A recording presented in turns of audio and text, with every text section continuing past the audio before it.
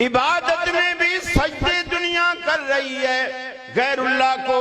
कहीं नखले मरकज की छाँव में सजदे, कहीं मरने वाले के पाँव में सजदे, इशारों में सजदे, निगाहों में सजदे, यहाँ और वहाँ खानकाहों पे सजदे। ये कुब्बा परस्ती के पाबाल सजदे, मज़ारों पे जा जा के हर साल सजदे।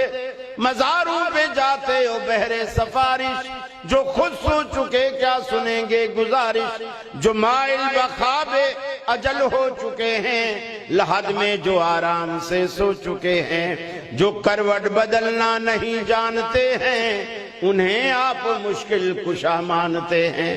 जो कब्रों में पड़े हैं गल सड़ के हड्डियां हो गई, अपनी करवट तक नहीं बदल सकते, आप कहते हैं हमारी मुश्किल कुशाई करेंगे। अरे भाई, अगर वो मुश्किल कुशा होते मर क्यों जाते? मुश्किल कुशा होते तो मर क्यों जाते?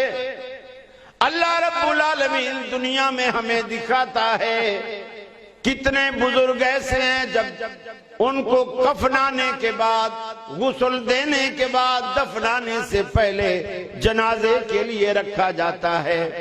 कोई भी आकर के कहे अस्सलाम वालेकुम, कोई जवाब